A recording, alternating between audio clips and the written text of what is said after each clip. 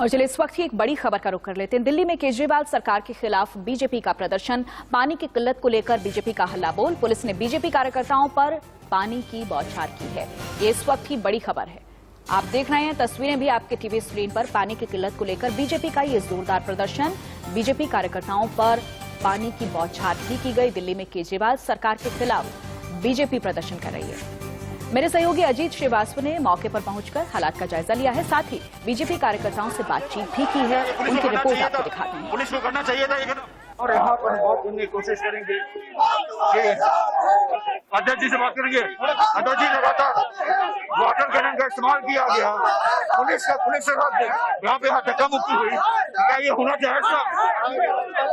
देखिए, जिस तरह से आज दिल्ली के मुख्यमंत्री भ्रष्टाचार और जल बोर्ड में पानी नहीं उपलब्ध करा रहे हैं और दिल्ली के अंदर जो भारतीय जनता पार्टी के कार्यकर्ता है वो ईंट के ईंट बजा देंगे, संघर्ष करेंगे, लेकिन इनको पानी दिल्ली की जनता को पुलिस के साथ मजबूर, पुलिस के साथ टकराव और वाटर कैनन चलाना क्या सही है? देखिए, पार्टी के कार्यकर्ता हर वो कदम लोकतांत्रिक उठाएंगे जिस कदम से दिल्ली की जनता को पानी मिले, और अगर दिल्ली के मुख्यमंत्री अभी भी नहीं जागते तो हम उनका भी पानी काटने में कोई गुरेज। लेकिन अभी जिस हिसाब से हुआ, क्या ये पुलिस को करना चाहिए था? पुलिस को करना चाहिए था ये कदम, पुलिस को ये कदम उठाना चाहिए।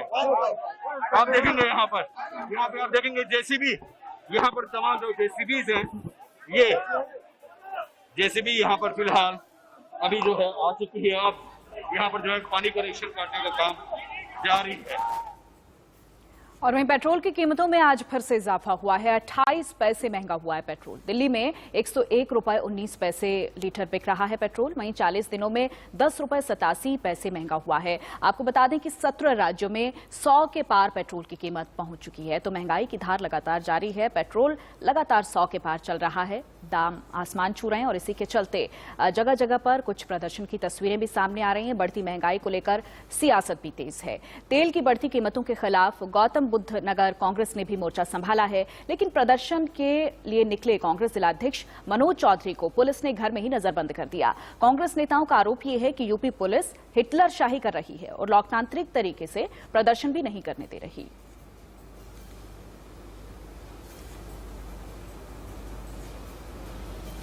और कोरोना की गाइडलाइन को लेकर सरकार लोगों को जागरूक कर रही है, लेकिन लोग हैं कि मानते नहीं। श्रीनगर के निशांत गार्डन में भी लोगों की भीड़ बढ़ने लगी है। इंडिया न्यूज के संवाददाता आरिश बलाल की रिपोर्ट देखिए।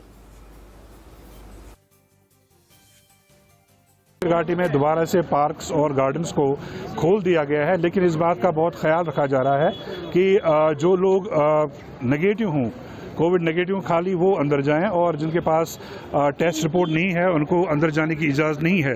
तो इसके लिए यहाँ पे प्रशासन ने 2 काउंटर लगा रखे हैं। एक तो ये है डॉक्यूमेंट वेरिफिकेशन काउंटर, यानी जिन लोगों के पास ऑलरेडी उनकी टेस्ट रिपोर्ट है वो यहाँ पे दिखाएंगे और यहाँ पे उनको एक पर्ची दी जाएगी जिसके बाद वो अंदर जा सकते हैं।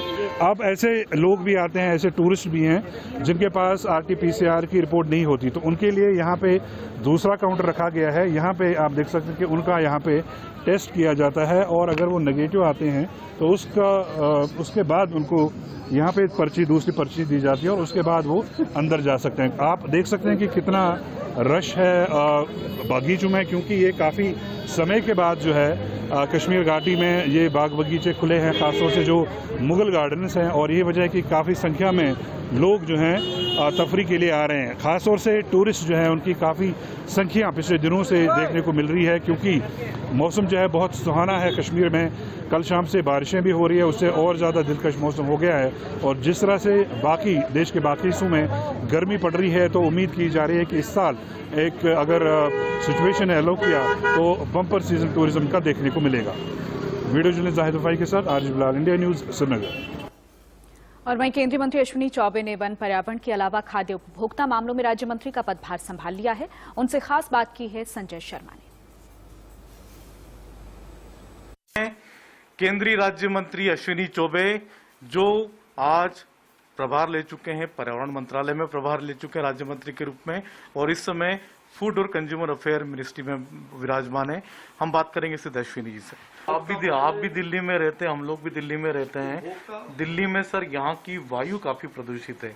इसको लेकर के कई सारे उपाय पहले भी किए गए, लेकिन दिल्ली में अभी भी स्वच्छ हवा की आवश्यकता। आपने देखा कि कोविड 2020 में किस प्रकार से जमुना का पानी भी शुद्ध होने लगा। जगह जगह पर हाथी भी जंगल से बाहर आने लगे थे। तो हमें वैसा वातावरण निर्माण करना है कि जलवायु में या पर्यावरण में कोई संकट ना हो। तो इस संकट को कैसे दूर किया जा सकता है, उसके लिए मंत्रालय पहले से काम कर रही है बढ़िया ढंग से। विगत 7 वर्षों में काफी उपलब्धियां हुई हैं। अश्विनी जी, एक आपने कल ट्वीट किया था राहुल गांधी को लेकर के। राहुल गांधी ने एक ट्वीट किया था कि मंत्री तो आपने इतने सारे बढ़ा दिए, लेकिन वैक्सीन कहाँ है? देखिए, उनकी बात मैंने जो कहा था ठीक ही कहा था। अब वैक्सीन फोबिया के शिकार हो गए हैं। मुझे लगता है कि राहुल जी को ये दिखाई नहीं पड़ रहा है कि वैक्सीन देश में पर्याप्त मात्रा में जन जन को वैक्सीनेशन करने का काम हमारी सरकार सबके सहयोग से कर रही है। सबका साथ, सबका विकास, सबका विश्वास लेकर के।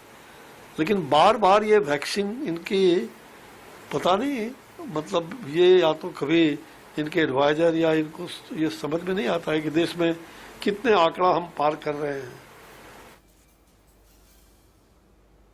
और फिलहाल वक्त एक छोटे से ब्रेक का है। फौरन